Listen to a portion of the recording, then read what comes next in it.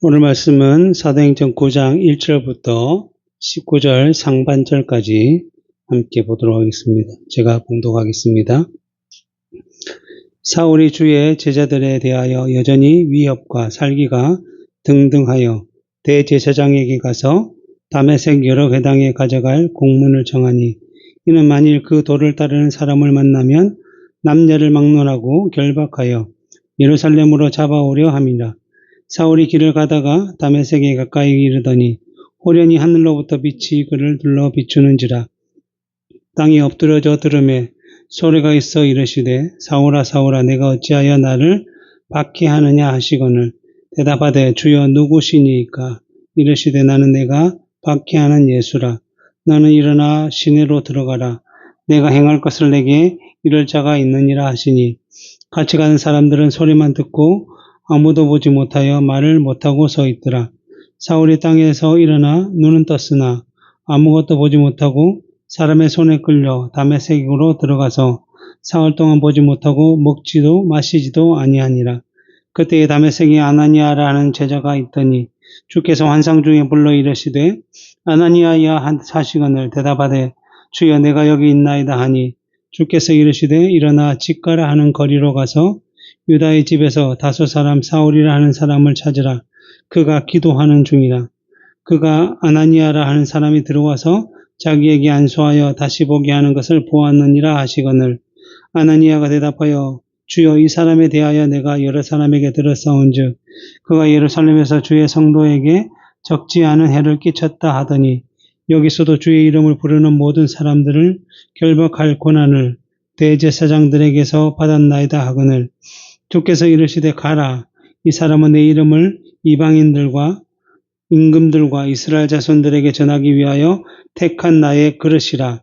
그가 내 이름을 위하여 얼마나 고난을 받아야 할 것을 내가 그에게 보이리라 하시니, 아나니아가 떠나 그 집에 들어가서 그에게 안수하여 이르되, 형제 사울아, 주 곧 내가 오는 길에 나타나셨던 예수께서 나를 보내어 너로 다시 보게 하시고 성령으로 충만하게 하신다 하니, 즉시 사울의 눈에서 비늘 같은 것이 벗어져 다시 보게 된지라.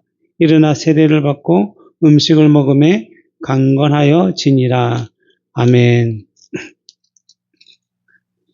스데반의 순교로 인해 예루살렘 교회의 박해가 시작되었고, 그래야 사도회에는 예루살렘 교회에 남은 성도가 없다고 할 정도로 여러 지역으로 흩어지게 되었습니다. 그리고 그 흩어진 성도들이 돌아다니며 복음을 전하므로 말미암아 주의 명령대로 복음이 예루살렘과 온 유대를 넘어 사마리아에까지 전해지게 된 것입니다. 그리고 나서 비록 지난 시간에 에디오피아 내시가 복음을 듣고 세례까지 받고 자신의 나라로 가게 되므로 복음이 이제 사마리아를 넘어 땅끝을 향하여 흘러가게 된다는 것을 보여 주었지만, 그래도 아직 대규모로 그러한 복음 전파가 시작된 것은 아니었던 것입니다. 비록 사마리아는 다른 민족들과 혼혈됨으로 인해서 이스라엘이라는 혈통의 순수성은 없지만, 그래도 이전에는 유대인들과 한 혈통을 가진 사람들이었고 다 아브라함의 피를 가진 사람들이었기 때문에 하나님에 대한 기억과 생각도 여전히 가지고 있었기 때문이고, 그래서 복음 전파가 좀 더 쉽게 이어졌다라고 할 수 있습니다. 하지만 이제 사마리아를 넘어 땅끝인 이방인들에게 복음을 전해야 하는데 그 장벽은 쉽게 허물어지지 않을 것처럼 보인 것입니다. 그래서 사도행전 10장에서 베드로가 성령의 인도하심을 따라 이달리아의 부대의 백부장인 고넬료의 가정에 가서 복음을 전하고 세례를 준 사건으로 인해서 예루살렘에서 할례자들이라고 불리는 성도들에게 무할례자의 집에 들어가 함께 먹었다라는 이유로 비난을 받았던 것이고, 사도행전 11장 19절에도 보면 그때 스데반의 일로 일어난 환란으로 말미암아 흩어진 자들이 이제 사마리아뿐만 아니라 그 넘어 이제 이방의 지역으로도 흘러갔는데, 베니게와 구브로와 안디옥까지 이르러 유대인에게만 말씀을 전했다라고 함으로써 복음이 이 땅끝으로 통칭되는 이방인들에게 전해지는 일들이 결코 쉬운 일은 아니었다는 사실을 보여주고 있습니다. 그래서 하나님께서는 이처럼 아직까지 혈통과 율법에 매여 있는 그들을 변화시키기 위해 여러 가지 일들을 통해서 그들의 마음이 땅끝인 이방인을 향하도록 선하게 섭리하고 계심을 볼 수 있습니다. 베드로가 고넬료 가정에 복음을 전하게 된 것도 그러한 섭리를 따라 이루어진 것이고, 또 이방인의 사도라고 불리던 그 소아시아와 유럽의 복음을 전파했던 바울, 곧 사울의 등장도 그러한 섭리를 이루시는 역사 가운데 일어난 사건이라고 할 수 있습니다. 그래서 오늘 본문은 그 중에 이 사울이 이방인의 사도로 부르심을 받은 그러한 회심의 사건을 보여주고 있습니다. 그래서 오늘 본문 1절을 보면 사울이 주의 제자들에 대하여 여전히 위협과 살기가 등등하였다라고 말씀하고 있는데, 이 사울이 주의 제자들에게 위협과 살기가 등등하게 된 것은 스데반의 순교로 일어난 예루살렘 교회에 대한 박해가 그 시작이라고 할 수 있습니다. 스데반이 헬라파 유대인들과 논쟁을 하고 결국에는 공회에서 하나님과 율법과 모세와 성전의 거룩함을 거스른다라는 이유로 신문을 받았지만, 스데반은 이러한 신문 가운데 설교를 통해서 하나님과 율법과 모세와 성전의 거룩함을 거스른 것은 스데반 자신이 아니라 유대인들의 조상과 지금의 유대인들이 하나님과 율법에 대한 바른 이해가 없었기 때문에 너희가 그러한 일을 한 것이다 라고 책망을 하였습니다. 그렇게 너희가 하나님의 거룩함에 대해서 잘못 깨달았기 때문에 결국에는 하나님께서 율법을 통해서 약속하신 메시아, 그 예수 그리스도를 죽였지만 예수 그리스도께서는 다시 살아나셨고 지금 주의 제자들이, 그 성도들이 이 복음을 통해서 그 일을 알리고 있다라고 전한 것입니다. 그래서 이러한 사실로 인해 마음의 찔림을 받은 유대인들은 스데반이 전한 내용을 받아들일 수도 없고 더 이상 들어줄 수도 없다라고 생각하여서 급하게 스데반을 성 밖으로 내치고 돌을 던져 죽였던 것입니다. 그래서 그들의 입장에는 자신들은 하나님에 대해서, 그 율법에 대해서 거룩하고 의롭게 살다라고 생각하고 있었는데 자신들이 하나님이 보내신 메시아이신 예수 그리스도를 죽였고 그것이 하나님과 율법의 거룩함을 버린 것이며 부활하신 예수 그리스도를 믿는 그 복음이 하나님의 뜻이라는 것을 이들은 받아들일 수가 없었기 때문에 이러한 복음을 전하는 사람들에 대해서 대대적으로 박해를 시작하게 된 것입니다. 그래서 스데반이 죽을 때에 증인들의 옷을 맡아두었던 사울도 그러한 사람들 중에 한 사람이었던 것이고, 이 강경한 바리새파였던 사울은 이때에 교회를 잔멸하여 없애버리고자 하는 일에 앞장서서는 집집마다 들어가서 예루살렘 교회들을, 성도들을 찾고자 하였던 것이고, 그래서 잡히는 대로 감옥에 집어넣었다라고 말씀하고 있습니다. 그리고 사울이 이렇게 할 수 있었던 이유는 오늘 본문 1절 2절에서 대제사장에게 가서 다메섹 여러 회당에 가져갈 공문을 청했다라고 하고 있듯이 아마 대제사장으로부터 복음을 전하며 그 복음대로 살아가는 사람들을 잡을 수 있는 권한을 받았기 때문에 이렇게 할 수 있었던 것 같습니다. 그리고 참된 신자, 참된 성도라고 한다면 사울이 복음에 대해서, 예수 그리스도에 대해서 네가 믿는지 안 믿는지 대답하라라고 물을 때에 그 위기만 피하면 내가 살 수 있겠다라는 생각으로, 거짓으로 나는 예수 그리스도를 믿지 않는다라고 할 수가 없기 때문에 사울이 그리스도인들을 색출해내기는 아마 더 쉬웠을 것입니다. 그래서 이렇게 교회와 성도들을 핍박해서 그들을 잡아 감옥에 넣고자 하는 열심과 또 그로 인해 성과가 있다가 보니 사울이 악한 열심이 더 커져서는 위협과 살기가 등등하게 되었던 것입니다. 그리고 이러한 박해로 인해 지난 시간에도 살펴보았듯이 예루살렘에 있는 성도들이 다른 모든 지역으로 흩어져 버리게 된 것입니다. 그래서 사도 바울은 이제 더 이상 예루살렘에는 그러한 성도들을 찾아낼 수 없다라고 생각하게 되자 그 열심이 어떠한 방향으로 나타났는가 하면 다른 지역에 있는 성도들을 잡아오고자 하는 열심으로 나타났다는 것입니다. 그래서 흩어진 주의 제자들이 다메섹이라는 곳에 많이 있다는 소식을 들은 사울이 대제사장에게 가서는 공문을 받아가지고 다메섹에 있는 주의 제자들을 예루살렘으로 잡아오고자 했다는 것입니다. 이 다메섹이라는 지역은 예루살렘에서 북쪽으로 약 한 240km 정도 떨어진 곳인데, 이 그 당시 아람이라는 나라의 수도였습니다. 오늘날로 하면 시리아의 수도인 것입니다. 그러니까 이스라엘 땅도 아닌 다른 나라의 땅이었지만 이스라엘과 좀 가깝기 때문에 유대인들이 많이 살고 있었던 것이고, 그래서 유대인들의 회당도 여러 개가 존재했던 것입니다. 그래서 예루살렘의 박해로 인해 흩어진 성도들이 이스라엘에 가까운 다메섹으로 많이 들어가게 된 것 같습니다. 그래서 이러한 소식을 들은 사울이 그곳에 있는 주의 제자들까지 다 잡아오고자 하는 열심 때문에 이제 공문을 가지고 다메섹을 향해 가게 된 것입니다. 그런데 이러한 목적으로 사울이 사람들을 데리고 다메섹에 가까이 왔을 때에 갑자기 하늘로부터 빛이 그들을 둘러 비추었다는 것입니다. 오늘 본문에는 나와 있지 않지만 이후에 사도 바울 자신이 변론하기 위해서 다메섹에서 주님을 만난 사건을 설명할 때에 그때의 시간이 정오였다, 12시 정도 됐다라고 밝히고 있습니다. 그러니까 정오는 해가 가장 밝게 머리 위에서 빛나고 있을 때인데, 그 빛난 해보다 더 밝은 빛이 사울의 일행에게 비춰졌다라는 것입니다.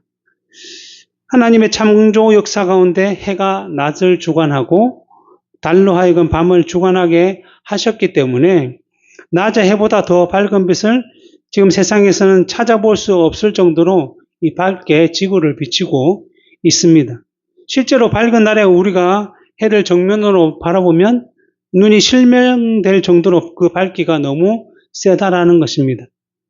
그런데 이제 천문학의 발달로 인해서 이 태양보다 더 밝은 별들이 수없이 많다라는 증거가 드러났고, 예를 들면 우리가 알고 있는 북극성은 태양보다 약 2000배나 더 밝다라고 하고 있습니다. 근데 그러한 빛들을 비치내는 모든 별들을 하나님께서 창조 역사 가운데 넷째 날에 지으셨기 때문에 이미 첫째 날에 빛이 있으라라고 하심으로 빛을 먼저 만드셨다는 것입니다. 그러니까 그렇게 태양처럼 아니면 태양보다 2000배나 밝은 빛을 내는 별들이 있다 할지라도 그 별들의 빛의 근원이 아니라 그것보다 훨씬 더 먼저 창조된 빛이 있었다라는 것입니다. 그러기에 태양의 빛뿐만 아니라 태양의 2000배 되는 빛을 내는 북극성도 하나님의 말씀으로 창조된 것이고, 또 그러한 모든 빛의 근원이 되는 빛조차도 하나님께서 말씀으로 창조하신 것이기 때문에 모두 피조물이라는 것입니다. 그러니까 이 유한한 피조물이 무한하신 하나님과 어떻게 비교될 수가 있겠습니까? 그래서 사도행전 26장 13절에 사도 바울이 자신의 회심의 사건을 다시 한 번 더 변론할 때 이렇게 말씀하고 있습니다. 왕이여, 정오가 되어 길에 보니 하늘로부터 해보다 더 밝은 빛이 나와 내 동행들을 둘러 비추었다. 해보다 더 밝은 빛으로 자신들을 비추었는데 그때에 나타나신 분이 예수 그리스도시라는 것입니다.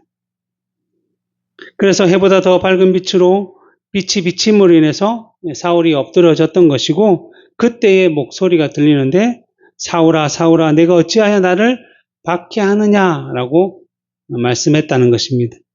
그동안 사울이 핍박을 했던 대상은 주님의 제자들, 즉 예루살렘 교회에 속한 성도들이었는데, 해보다 더 밝은 빛으로 나타나신 예수님께서는 내가 어찌하여 나를 핍박하느냐라고 하시면서 교회와 성도들을 핍박하는 것이 곧 예수 그리스도를 핍박하는 것이다 라고 말씀하고 있는 것입니다. 왜냐하면 예수 그리스도께서는 그의 몸된 교회의 머리이시기 때문에 그의 몸으로 연합된 교회와 성도들을 핍박하는 것은 곧 예수 그리스도를 핍박하는 것이다 라고 말씀하신 것입니다. 그래서 예수님께서는 승천하시면서 제자들에게 내가 세상 끝날까지 너희와 항상 함께 있으리라 라고 하신 말씀이 결코 거짓된 말씀이 아니라는 것을 입증해주고 계시는 것입니다. 그러기에 그의 교회와 성도들을 핍박하고 있는 사울에게 어찌하여 나를 핍박하느냐라고 말씀하시는 것입니다. 그러자 해보다 더 밝게 비치는 빛으로 인해 넘어졌던 사울이 놀라서 이러한 일은 사람이 할 수 있는 일도 아니고 정말 초자연적인 일이기 때문에 하나님의 역사이구나라는 사실을 깨닫고 주여 누구십니까? 라고 물었고 그에 대해서 나는 내가 박해하는 예수다라고 대답을 해주셨습니다. 사울이 신적인 역사임을 깨닫고서는 주여 누구십니까? 라고 물었는데 돌아오는 대답이 나는 내가 박해하는 예수라라는 대답을 듣고 아마 사울은 아주 큰 충격을 받았을 것입니다. 왜냐하면 예수님의 제자들이 전하는 복음을 하나님과 율법을 거스르는 것이다라고 생각해서 하나님과 율법의 거룩함을 지키기 위해 열심히 그들을 핍박하며 살았는데 죽은 줄로만 알았던 예수가 실제로 하나님과 같은 능력을 보이시며 나타나서는 내가 핍박하는 교회와 성도들의 주님이신 예수다라고 말씀하셨기 때문에 너무 놀라서 충격을 받은 것입니다.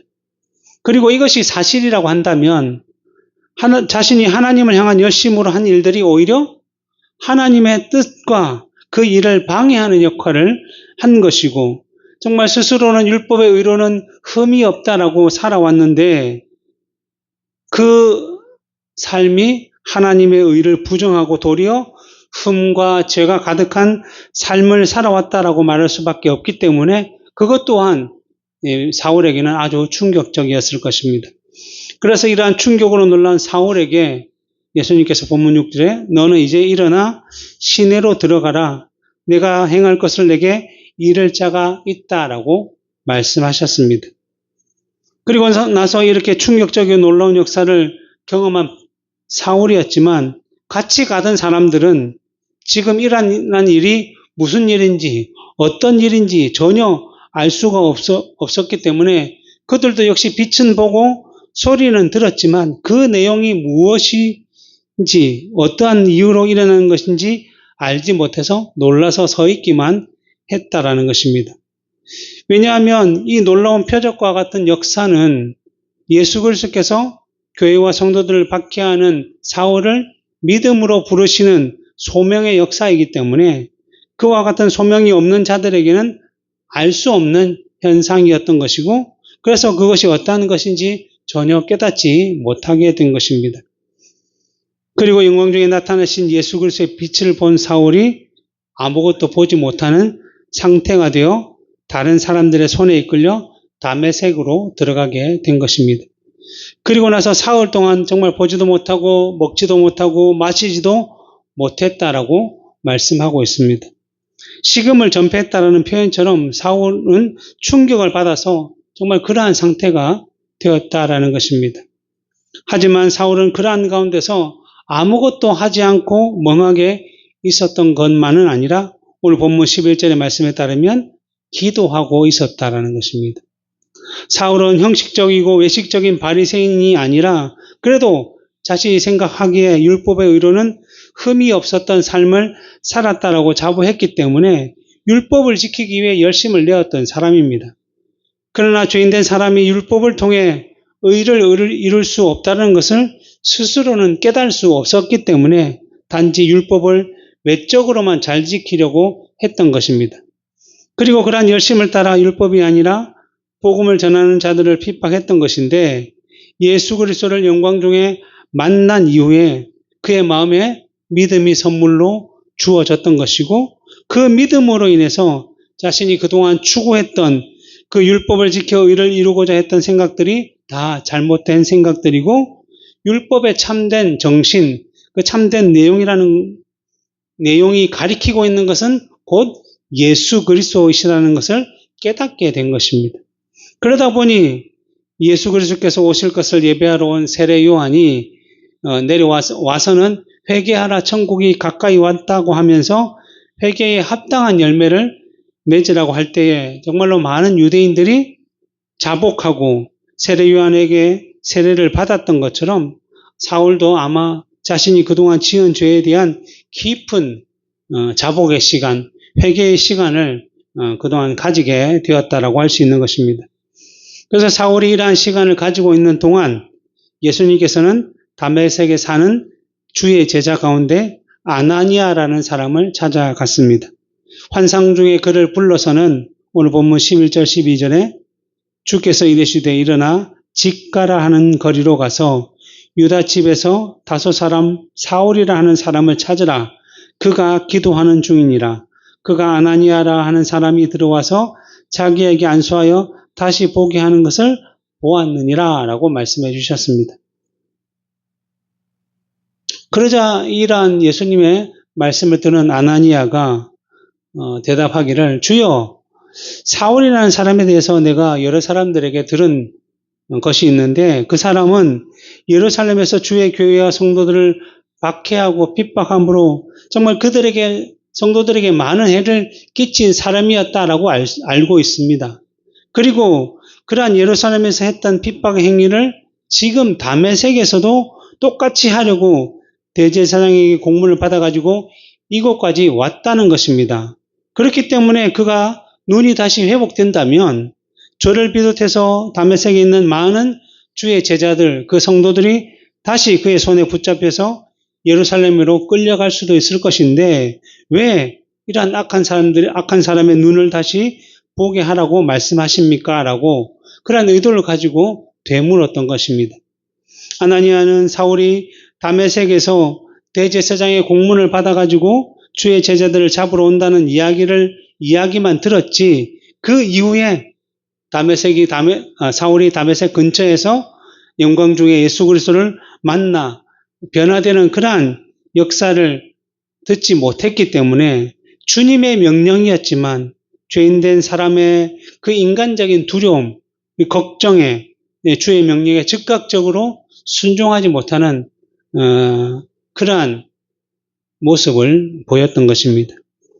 마찬가지로 사울이 회심한 뒤에 다메섹 현황에서 복음을 담대히 전하고 이후에 이제 예루살렘에서 올라가서도 이와 같이 똑같이 복음을 전했지만 사도행전 9장 26절에 보면 사울이 예루살렘에 가서 제자들을 사귀고자 하나 다 두려워하여 그가 제자됨을 믿지 아니하였다라고 말씀하고 있습니다. 왜냐하면 사울이 그동안 예루살렘 교회의 성도들을 핍박하면서 잔인하고 폭력적인 모습들을 나타내 보였던 것이고 그것을 직접 본 사람도 지금 예루살렘에 있고 그것을 당했다는 사람들의 경험들을 들은 사람들이 얼마나 많은데 그것이 또 다메섹에까지 알려졌는데 그러한 일들로 인해서 이 사도 바울의 회심을 쉽게 믿지 못하고 오히려 사울이 함정을 펼치고 있는 것은 아닐까? 그래서 우리를 만나자고 해서 만나면 그때 사람들과 함께 다시 우리를 잡아서 감옥으로 잡아가고자 하는 것은 아닐까라고 한 걱정이 너무 많이 있었다라는 것입니다. 그래서 이러한 이유로 근심과 걱정하는 아나니아에게 오늘 본문 15절 16절에 보면 주께서 이르시되 가라.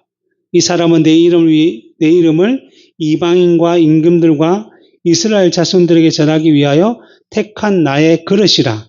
그가 내 이름을 위하여 얼마나 고난을 받아야 할 것을 내가 그에게 보이리라고 하셨다라는 것입니다. 사울은 비록 그동안 교회와 성도들에게 악한 행동을 많이 하였지만 이제 내가 이러한 사울을 변화시켜서 이제는 복음을 이방인들과 이스라엘 사람들에게 전하도록 하였고 자신이 성도들에게 주었던 그 고난을 이제부터는 스스로 주를 위해 받으며 복음을 전하는 그릇으로 도구로 불렀다라는 사실을 아나니아에게 말씀해 주셨고 그래서 아나니아로 하여금 걱정 없이 가서 그를 일으켜 세우라라고 말씀해 주신 것입니다.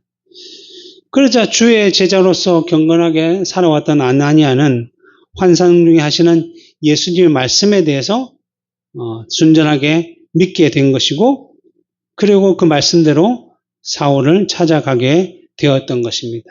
이것이 믿는 자들이 주님의 말씀, 하나님의 말씀에 어떻게 반응해야 되는지를 정말 잘 보여주는 행동이라고 할 수 있습니다.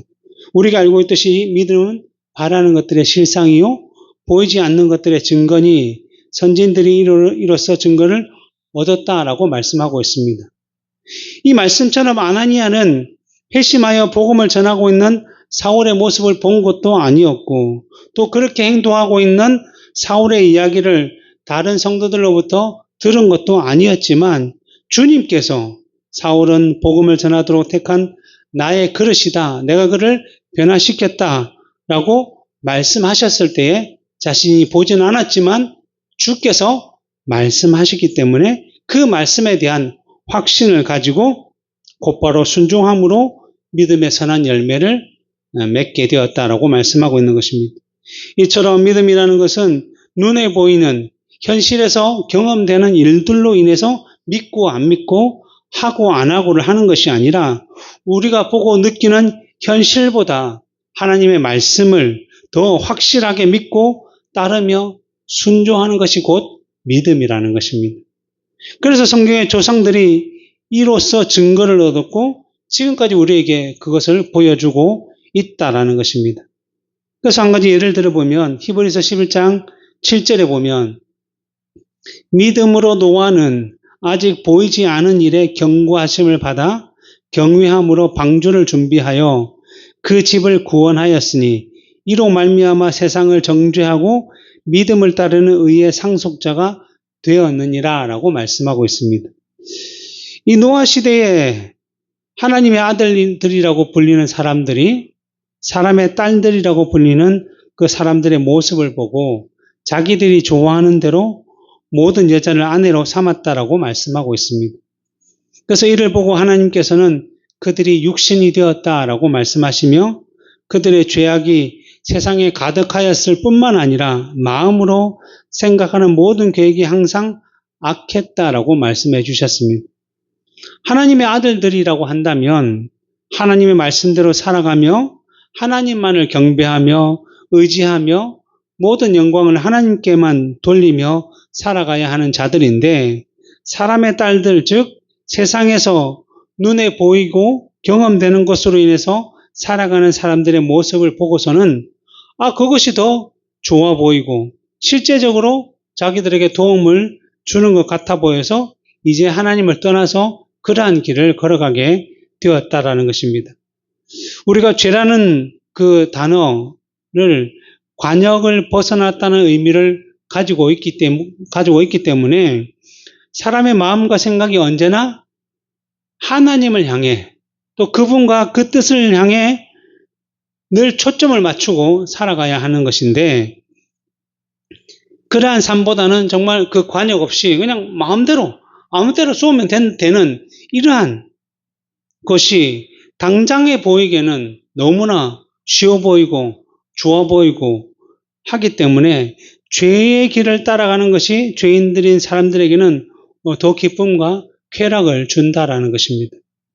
그러기에 하나님 없이 하나님을 떠나서 세상을 따라 살아가는 것이 쉽고 편하게 보이지만 그렇게 행하는 모든 생각과 행동들은 다 하나님 보시기에 악한 것이기 때문에 예를 든 것처럼 관역을 못 맞추면 어떻게 됩니까? 점수를 하나도 얻지 못한다는 것이죠. 점수를 획득할 수가 없는 것입니다. 그러므로 하나님 없이 살아가는 모든 삶은 구원과는 아무런 상관이 없고 심판과 저주와 멸망의 길로 걸어가는 것입니다. 그래서 하나님께서는 이러한 죄인들을 심판하시기 위해 홍수를 준비하셨는데 그 이전에는 이러한 홍수와 같은 일들이 없었고 실제로 성경에는 비가 내렸다는 표현도 없었습니다. 그런데 하나님께서는 노아에게 이제 내가 이 세상을 심판하기에 비를 내리고 그것이 마치 홍수처럼 내려서 산이 잠길 정도로 그런 놀라운 일들을 이제 행할 거니까 너는 내 말대로 따라야 한다라고 말씀하셨습니다. 그리고 하신 말씀이 뭐냐면 너와 너의 가족을 구원하기 위해 또 하나님께서 예비하신 그런 생물들을 구원하기 위해 배를 만들어라. 방주를 만들어라 라고 말씀해 주셨습니다. 그리고 그 배의 규모도 말씀해 주셨는데 오늘날로 이제 환산해 보면 배의 길이는 135m 그리고 배의 넓이는 22.5m 배의 높이는 13.5m 되게 지어라 라고 말씀해 주셨습니다. 그 크기는 아마 축구장보다 한 30m 더 길고 축구장이 한 3분의 1 정도 되는 넓이고 높이는 보통 빌딩이 한 4층, 5층 되는 높이로 지으라고 했다라는 것입니다.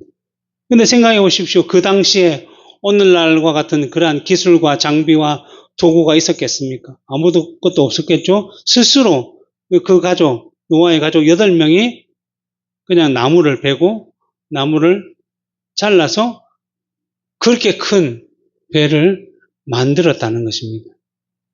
그래서 종교학자 칼빈은 이 방주의 제작 기간을 120년 걸렸다라고 그렇게 표현하기도 합니다. 그러기에 지금 하나님께서 노아에게 방주를 지으라고 하셨을 때에 노아에게 믿음이 없었다고 한다면 그러한 일은 도대체 일어날 수가 없었던 일이라는 거죠. 아니, 한 번도 내린 비를 내린 적도 없고 또 홍수가 그렇게 난 적도 없는데 그것을 대비하기 위해서 방주를 지어라. 그리고 뭐 배를 지으면 작게 그냥 지어서 자기 가족만 타면 되는데 아니 모든 또 준비될 생물을 위해서 같이 타야 하니까 엄청난 규모의 배를 지으라고 한다면 도대체 누가 그 말을 진짜로 믿고 그렇게 할 사람이 있었겠습니까? 아마 아무도 지금 이 세상에 아무도 그런 말 들으면 아무도 없을 것입니다. 그런데 노아는 그 당시 하나님의 선물로 주신 믿음이 있었던 것이고 그러기에 보이지 않는 일에 경고하심을 받았을 때에 그 하나님의 말씀에 확실하다는 것을 기억하고 경외함으로 방주를 만들고 준비하여서는 그 가족을 구원했던 것이고 이러한 일로 말미암아 세상을 정죄하고 믿음을 따르는 의의 상속자가 되었다라고 말씀하는 것입니다. 노아는 이것을 노아는 믿음으로 시작하고 믿음으로 완성했다라는 것입니다. 노아가 믿음으로 이 일을 이제 시작하였던 것이고 때가 되었을 때에 방주가 완성되었던 것이고 그때에 정말로 하나님께서 말씀하신 대로 홍수가 세상을 덮었고 노아와 그 가족 외에는 모두 물에 빠져 죽음으로 심판을 당하게 된 것입니다. 이것이 믿음으로 말미암는 자들에게 주신 증거다라고 성경은 우리에게 말씀하고 있는 것입니다.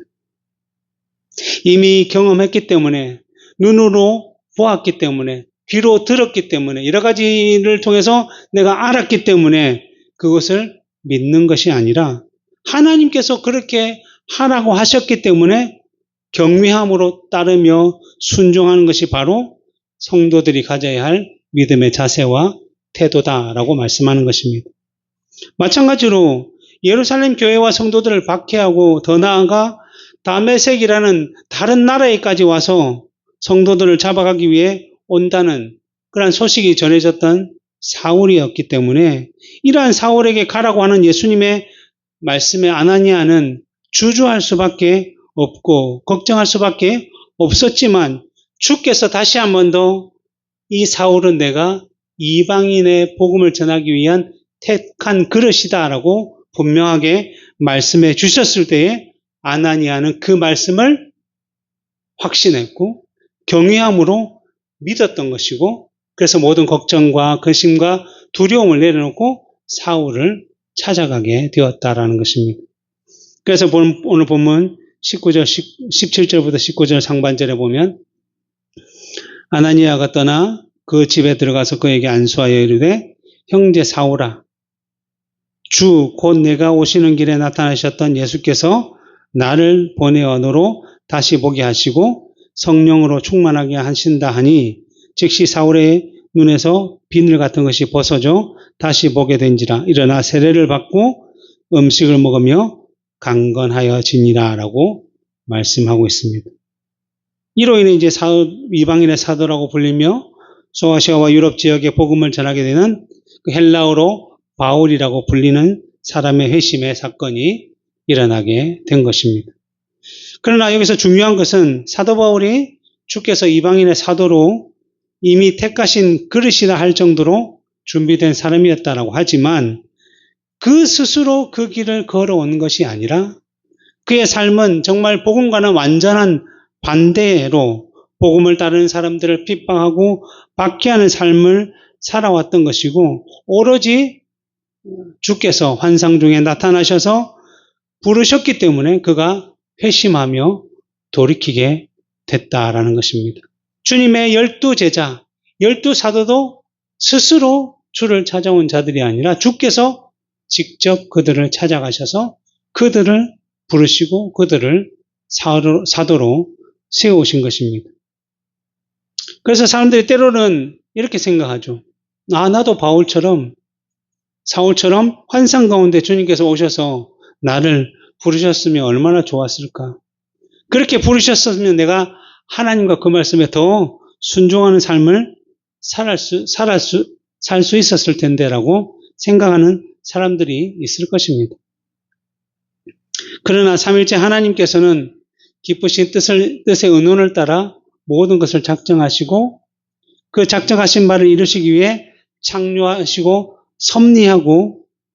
섭리하심으로 보존하며 통치하시기 때문에 사도 바울을 부르신 것도 그 작정 안에 포함된 내용 그대로 부르신 것이고 우리를 부르신 것도 그 작정 안에 포함된 내용 그대로 우리를 부르셨다는 것입니다.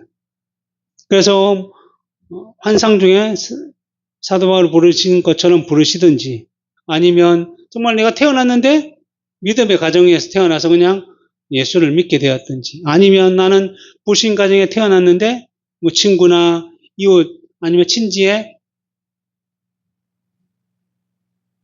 전도를 통해서 예수를 믿게 되었든지 이 모든 일들은 다 하나님의 뜻과 때를 따라 가장 복되고 가장 선하게 부르셨던 것이고 그때에 우리가 예수 그리스도를 믿게 된 것입니다. 그러기에 지금 우리가 예수 그리스도를 믿게 된 것도 사도 바울의 부르심과 같이 하나님의 부르심으로 말미암아 된 것이기 때문에 사도 바울이 고린도전서 15장에서 나의 나 된 것은 하나님의 은혜로라라고 했던 것처럼 우리도 하나님의 은혜로 예수 그리스도를 구주로 영접하여 구원받고 하나님의 자녀가 되었습니다.